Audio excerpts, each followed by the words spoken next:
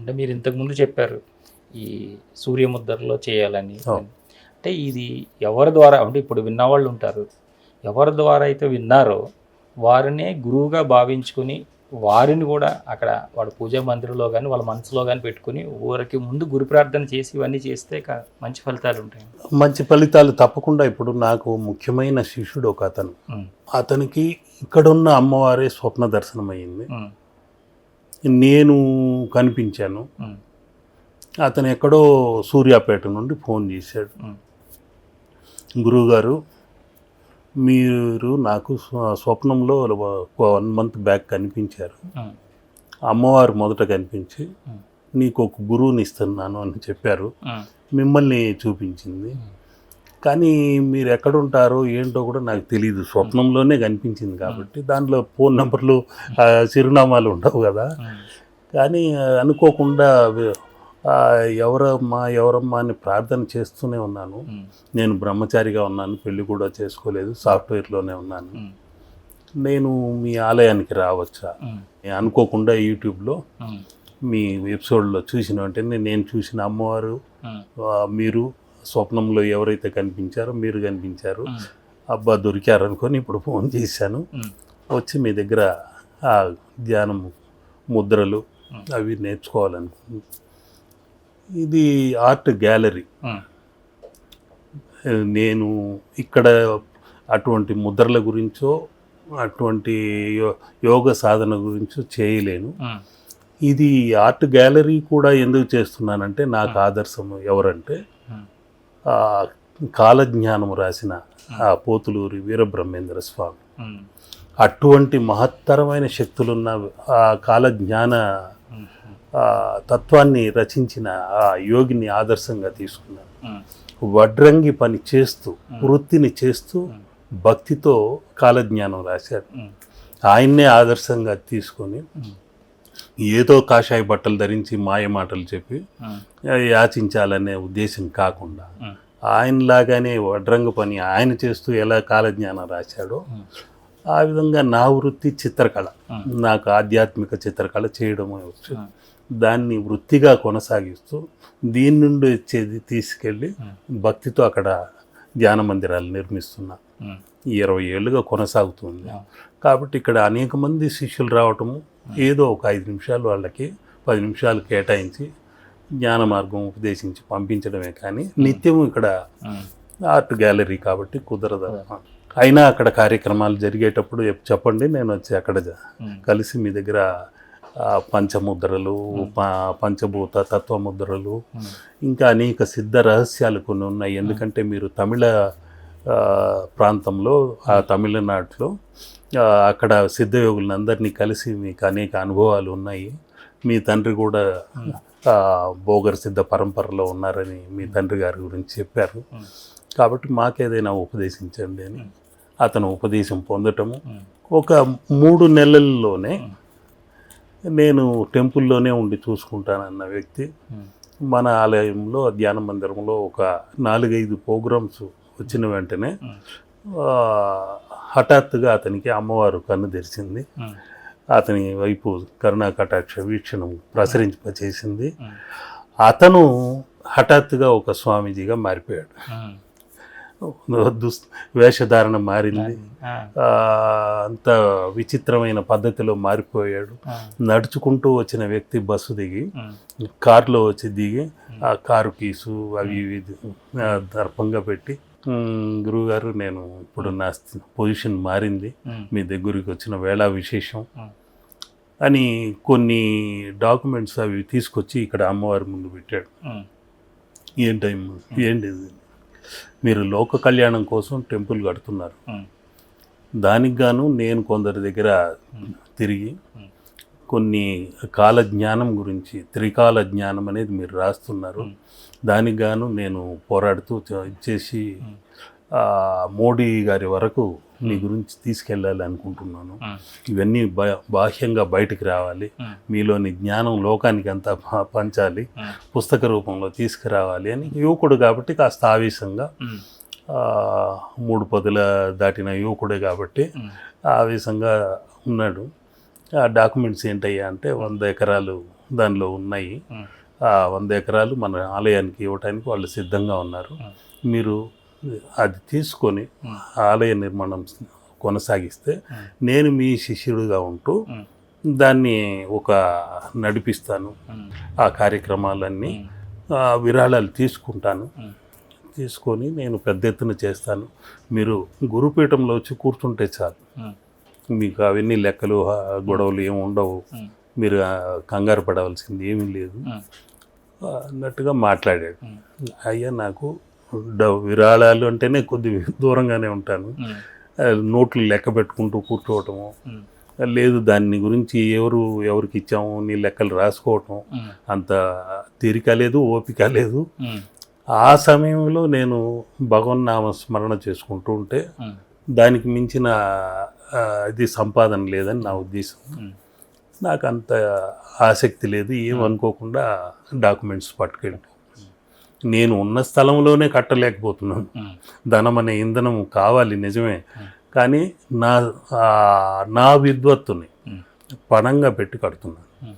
కాబట్టి అది ఏదో చిన్న ధ్యాన మందిరాల్లాగా నిర్మాణం చేసుకుంటూ వస్తుంది. తిరస్కరించిన తర్వాత అక్కడ వచ్చిన వాళ్ళకి మాత్రము ఇటువంటి ముద్రలు, ఈ సూర్య ముద్రనో గురు ముద్రలో ఇటువంటివి కొన్ని చెప్పి వాళ్లకు ఆ సిద్ధ రహస్యాలను కొన్ని తెలియజేస్తూ పంచభూత క్రియ అనేది అగస్త్య మహర్షి నుండి పరంపరగా గుప్తంగా వస్తుంది. అటువంటి క్రియలు కూడా కొన్ని నేర్పిస్తూ వస్తున్నా. మన ఆలయంలో ఈ ధనంజయ విశేషాలు, ఈ మంత్ర రహస్యాలు గుప్తంగా ఉన్నవి. కొన్ని అప్పుడప్పుడు ఒకేసారి ఇచ్చినా కూడా జీర్ణం చేసుకోలేరు, సాధన కూడా కావాలి. కొందరు గురువు లేకుండా, మీరు ఇందాక అడిగిన ప్రశ్న కూడా మంచి ప్రశ్న అది. గురువు లేకుండా కొందరు రకరకాల ప్రయోగాలు చేస్తున్నారు. ఎందుకంటే మన క్రిందటి దీనిలో ఎపిసోడ్లోనే మీతో మాట్లాడాను త్రాటక విద్య. అది కొందరు ఏంటంటే రకరకాల ప్రయోగాలు చేసి కళ్ళు మంటలు పెడుతున్నాయని, రకరకాలుగా ఏదో మతి భ్రమించినట్టుందని ఊగిపోతూ రకరకాలుగా ఆరోపణలు వచ్చాయి. గురువు లేని విద్య ఎందుకు పనికిరాదు. అది దానిలో త్రాటక విద్యలో ఎన్నో విద్యలు ఉన్నాయి. సూర్య త్రాటకము, చంద్ర త్రాటకము, జ్యోతి త్రాటకము, పూర్ణ త్రాటకము, అర్ధత్రాటకము, ఇలాగ ఉన్నాయి. పూర్ణత్రాటకం అంటే కళ్ళు బాగా విచ్చుకోవాలి, చూస్తూ ఉండాలి, కనురెప్ప వాల్చకుండా చూడాలి. అది దేవతా తత్వం, రెప్ప వాల్చకుండా ఉండటం అనేది. అది ఆ కూర్మ ప్రవేశం చేయాలి. కూర్మ ప్రవేశం మన దేహము, మన కళ్ళు రెప్ప వాల్చకుండా ఆ కూర్మం ఎలా ఉంటుందో అదే విధంగా ఉంటూ త్రాటక విద్యను చేయాలి. ఆ త్రాటక విద్యను చేసేటప్పుడు మన సంకల్పం ఎటువంటి ఆలోచనలు లేకుండా జీరో స్థాయికి వెళ్ళిపోయి కూర్చోవాలి. అర్ధ నిమిలిత నేత్రాలతో చేసేది అర్ధ త్రాటకము అంటారు. జ్యోతి త్రాటకము, జ్యోతిని చూస్తూ చేయటం. కొందరు ఏం చేస్తున్నారు, తెలియక గురువులు సరైన గైడెన్స్ లేక కొవ్వొత్తులను పెట్టి చూస్తున్నారు. ఈ హైట్లో ఉన్న కొవ్వొత్తి మెల్లమెల్లగా కరుగుతూ ఇక్కడికి వస్తుంది. పూర్ణ దృష్టి నుండి అర్ధ దృష్టికి వచ్చేస్తుంది. అప్పుడు వాళ్ళకి నాసికా దృష్టికి ఉంటుందే కానీ జ్యోతి దృష్టికి కాదు. ఇలాగొచ్చినప్పుడు నాసికకు ఈ జ్యోతికి కనెక్ట్ అవుతుందే కానీ అది పరిపూర్ణ దృష్టి కాదు. త్రాటక విద్యలో చాలా ఉన్నాయి. ఈ త్రాటక విద్య చేయడం వలన మన సంకల్పం ఏదైతే ఉందో అది తప్పకుండా నెరవేరుతుంది. కానీ పరిపూర్ణంగా చిత్తశుద్ధి కావాలి. గురు అనుగ్రహంతో. అది గురు అనుగ్రహం లేకుండా ఏదో కొన్ని వీడియోలు చూసి చేయటం వలన కళ్ళు మంటలు పెట్టడం. 2 నిమిషాల కంటే ఎక్కువసేపు ప్రారంభంలో చేయకూడదు. ఆ 2-3 నిమిషాలు గడిచేసరికి కళ్ళు మంటలు పెడతాయి, కళ్ళల్లో నీరు కారుతూనే ఉంటుంది. దానికంటూ ఒక తడిగుడ్డ ఉండాలి, దాంతో కళ్ళు తుడుచుకుంటూ ఉండాలి. ఇలా ఒక 2-3 నెలల తర్వాతే 2 నిమిషాల నుండి 4 నిమిషాలకి వెళ్ళాలి. 4 నిమిషాల నుండి 10 నిమిషాలకి, ఆ తర్వాత అర్ధగంట. ఈ విధంగా వెళ్ళగలిగితే అది త్రాటక విద్యలో ఒక స్థాయికి మెట్టు పైకి ఎక్కినట్టు. అంతేకాని వీరు ఏదో వెంటనే నేర్చేసుకోవాలి, ఒక 10 రోజులకే హాంపట్ అంటూ విద్యలన్నీ వచ్చేసేయాలి, ధనాకర్షణ పొందాలి, చూసిన వెంటనే వాళ్ళ జోబిలో ఉన్న ధనం అంతా నా జోబిలోకి రావాలనుకోవటము, ఇవన్నీ అసహజంగా క్రియ. కాబట్టి గురువు లేని విద్య ఎందుకు పనికిరాదు. నాకైతే చిన్నప్పటి నుండి అన్ని మతస్థుల వారిని గురువుగా తీసుకున్నాను. మొట్టమొదటి గురువే ఫకీరే. ఆ ఫకీర్ల వెంట తిరిగా. ఆ తర్వాత తమిళ సిద్ధ గురువుల దగ్గర తిరిగాను. తెలుగు వాళ్ళు ఎందరున్నారో ఆ గురువులందరినీ ఆశ్రయించాను. మా నాన్నగారి స్నేహితులైతే మహాసిద్ధ యోగులు. ఎప్పుడు వస్తారో ఎలా వెళ్ళిపోతారో గాల్లో కలిసిపోతారో అది. వాళ్ళు ఉన్నట్టుండి నాన్నగారితో పాటు వెళుతూ గోవులను పట్టుకుని వెళ్ళేవాళ్ళం.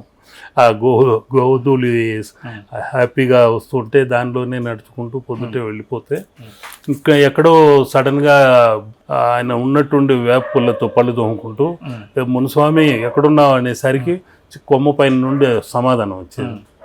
ఇక్కడే ఉన్నా అని చూసేసరికి పైన ఎవరో ఒక గడ్డ ఆయన కూర్చొని ఉండేవాడు, కాషాయ బట్టలు అవి ధరించి. ఇదేంటి ఆయన అక్కడ ఉన్నట్టు ఈయనకు తెలీదా, తెలిసి మాట్లాడుతున్నాడా లేకుంటే వీళ్ళు ఏదైనా మ్యాజిక్ షో చేస్తున్నారా అనుకునేవాడిని. అక్కడ నుండి ఆయన వెంటనే కిందికి దూకి ఏదో వానర విద్యలు అన్నీ ప్రదర్శించేవాడు. చేసిన తర్వాత ఇలా ఉన్నారు ఏంటని వాళ్ళు మాట్లాడుతూ ఏమయ్యా రంగయ్య అనేవాడు. ఇంకొక కొమ్మ చాటు నుండో చెట్టు చాటు నుండో ఒక అతను వచ్చేవాడు. వీళ్ళు ఈ విధంగా అనుకుంటే పిలిచిన వెంటనే ఎక్కడి నుండో కొమ్మ చాటు నుండి, చెట్ల చాటు నుండి, బండల చాటు నుండి ఏ విధంగా వస్తున్నారు, వీళ్ళకి ఏదైనా సంకేతాలు, కోడ్ లాంగ్వేజ్లు ఏమైనా ఉన్నాయా అని విచిత్రంగా అనిపించేది. వాళ్ళు ఆ వృక్షాలతో మాట్లాడేవాళ్ళు. వీళ్ళు 4-5 పోగైన వెంటనే ఆ వృక్షాలతో మాట్లాడుతూ హంగ్ సింగ్ రింగ్ ఇంకేదో రింగ్ మనో మాట్లాడుతూ హలో అన్నట్టుగా మాట్లాడుకుంటున్నారు. సెల్ ఫోన్లతో మనం ఏ విధంగా మాట్లాడుతున్నాం ఆ విధంగా మాట్లాడుతున్నారు. అవి ఏమో ఇలా తలలూపుతున్నట్టుగా ఆ కదలికలు కూడా ఉన్నాయి. వీళ్ళు మన ముందు విద్యను ప్రదర్శిస్తున్నారేమో, మ్యాజిక్ షో లాంటిది అనుకునేవాడిని చిన్న వయసు కాబట్టి. కానీ ఆసక్తి మాత్రం బాగా పెరిగింది. వాళ్ళతో పాటు ఆడుకోవటం, మాట్లాడుకుంటూ ఉండటం, ఈ కరెక్ట్గా ఆరుద్ర నక్షత్రం అనేది ఈ నెలలోనే రావటము, ఆ సమయంలో ఆరుద్ర పురుగులు అనేది బయట వచ్చేవి. తొలకరి చినుకు పడ్డ వెంటనే ఎర్రటి పట్టు పురుగుల్లాగా వచ్చేవి. అవన్నీ తీసి ఒక అగ్గిపెట్టెలో నేను దాచుకోవటము, అవన్నీ ఆడుకుంటుంటే వాళ్ళు దాన్ని బాగా నా కోసం సేకరించావు బాబు కేశవ అనుకుంటూ ఆ పెట్టెని లాక్కొని వెళ్ళిపోయేవాళ్ళు. అది నా దగ్గర నుండి వీళ్ళందరూ ఎందుకు లాక్కుంటున్నారో అనేది అర్థమయ్యేది కాదు ఒక 2-3 ఏళ్ల వరకు. ఆ తర్వాత వాళ్ళకి అందరికీ భలే హెల్ప్ చేస్తున్నారా నువ్వు అని మా నాన్నగారు భుజం తట్టేవాడు. నేను వాళ్ళకి హెల్ప్ చేయడం ఏంటి, అటువంటి సిద్ధయోగులకి సహాయం చేయడం నా నుండి వాళ్ళు ఆశిస్తారా అన్నట్టుగా నేను చెప్పితే, ఆ ఆరుద్ర పురుగులన్నీ వారు జన సమ్మోహన శక్తికి ఆ యజ్ఞంలో వాడుతుంటారు, జన వశీకరణ శక్తికి వాడుతుంటారు. వాళ్ళకందరికీ ఒక వశీకరణ తత్వంతో ఒక దారికి తీసుకొచ్చి వాళ్ళకి మంచి చేకూరాలని వారి ఇంటికి అందరికీ ఆ భస్మాన్ని ప్రసాదిస్తుంటారు. ఇలాగా రకరకాలుగా ఆరుద్ర పురుగుల్ని కూడా వీరు యజ్ఞంలో వాడుతున్నారా అనిపించేది. ఇక మీదట ఆరుద్ర పురుగుల్ని మనం పట్టు వీళ్ళకి ఇవ్వకూడదు, చంపేస్తున్నారు వీళ్ళు అనుకునేవాళ్ళు. వాళ్ళు లోక కళ్యాణం కోసం చేస్తున్నారు, అదొక పద్ధతి, దాన్ని ఏం చేయలేము. ఈ విధంగా రకరకాల సిద్ధయోగులు వాళ్ళ అనుభవాలు విచిత్రంగా ఉంది. మీలాంటి గురువుల దగ్గర ఇప్పుడు ఈ చిత్రాలు కానీ మరొకటి కానీ తీసుకున్నప్పుడు ఇక్కడ మీరు ఇవన్నీ తయారు చేసి పెట్టడం వేరు, వాళ్ళకి ఇచ్చేటప్పుడు దానికి ప్రత్యేకమైనటువంటి ఆవాహనలు ఏమైనా చేస్తారా? అక్కడ మీ వెనకే ఆనంద నిలయంలో గరుడ నారాయణుడు ఉన్నాడు, కుబేరుడు ఉన్నాడు, నవనిధులు ఉన్నాయి. ఆ కుబేరుడు ఐశ్వర్యకారకమైన వాడు. వాళ్లకు ధనాదాయం తక్కువ ఉంది, ఎంత డబ్బులు వచ్చినా నిలవటం లేదు. ప్రపంచం అంతా సమస్య అదే, ధనం నిలబడటం లేదు. ఏం చేయాలి గురువుగారు అంటుంటారు. వాళ్లకు కష్టించి పని చేయాలంటుంటాను, అది చేస్తున్నా, ఎంత చేసినా వస్తుంది కానీ ఖర్చు అయిపోతుంది, నిలవటం లేదు, దానికి ఏదైనా మార్గం చెప్పండి. ఇక నేను తప్పనిసరిగా ఆ కుబేర చిత్రం ఇస్తుంటాను. ఆ కుబేర చిత్రంలో సుమారు 9 ముద్రలు ఉంటాయి. కోరినంత ధనాన్ని ఇచ్చే లక్ష్మి అమ్మవారు ఆ నాణ్యములను కుమ్మరిస్తున్నట్టు ఒక అమ్మవారు ఉంటుంది. అదేవిధంగా మరొక వైపు కల్పవృక్షం, కోరినవన్నీ ఇచ్చే కల్పవృక్షం ఉంటుంది. మరొక వైపు కోరినవన్నీ ఇచ్చే కామధేను ఉంటుంది. ఇవన్నీ కాకుండా కుబేరుడి పక్కన ఒక అమ్మవారు ఉంటుంది, చిత్రలేఖ అనే అమ్మవారు. ఆ అమ్మవారు ఒక ఇంటిని ఎప్పుడు కలకల్లాడేట్టు నిత్యము కోరినవన్నీ జరిగేలాగా అనుగ్రహిస్తూ ఉంటుంది. అటువంటి చిత్రలేఖ అమ్మవారు అక్కడ ఉంటుంది. కుబేరుడి చేతిలో ఒక ముంగీస ఉంటుంది. ఆ ముంగీస ఇంట్లో ఎటువంటి సర్పదోషములున్నా, రాహుదోషములున్నా, కుజదోషములున్నా పారద్రోలేదు. ఇవన్నీ కాకుండా కుబేరుడి ముందు ఒక లక్ష్మీ కమలం ఉంటుంది, లక్ష్మీ కరుణా కటాక్షము కలిగేందుకు గాను. దానిలో ఒక మత్స్యంత్రం ఉంటుంది, అది ఇంట్లో దోషాలు తొలగించేది. ఇవన్నీ కాకుండా కుబేర యంత్రం ఉంటుంది దాని కింద. అదొక ఎత్తు అయితే, లక్ష్మితో పాటు పుట్టిన అశ్వము, ఆ అశ్వము ఆయన పీఠముగా ఉంటుంది. ఇవి కాకుండా అటు ఇటు అమ్మవారితో ఆవిర్భవించిన పద్మము, శంఖము అనే యక్ష పురుషులు అటు ఇటు ఉంటారు.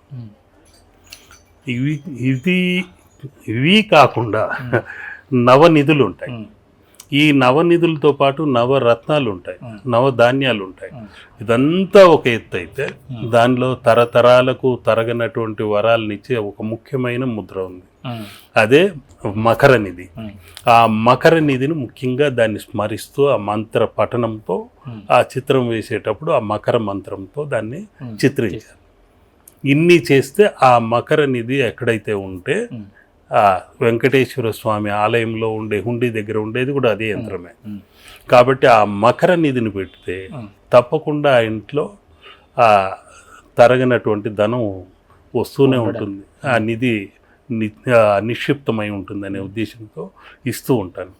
దాన్ని పూజా విధానం కూడా వాళ్ళకి చెప్పి 3 మంత్రాలు చెప్పాలి. ఓం విట్టేశ్వరాయ నమః, ఓం బ్రాహ్ముదాయ నమః, ఓం వైశ్రవణాయ నమః అని 3 మంత్రాలు చెప్పాలి. ఇవి చెప్పటమే కాకుండా త్రిమధురం పెట్టాలి. ఆ త్రిమధురం తీసుకునేటప్పుడు కూడా మన సంకల్పం బలంగా ఉండాలి. ఇవి తీసుకునేటప్పుడు నాలోని పంచభూతాలు, పంచతత్వాలతో ఆకర్షణ శక్తుల్ని నేను పొందుతున్నా. జనాకర్షణ, ధనాకర్షణ, చిత్తాకర్షణ, శరీరాకర్షణ, నేత్రాకర్షణ, ఈ 5 రకముల ఆకర్షణ శక్తుల్ని మేమందరం పొందుతున్నాం.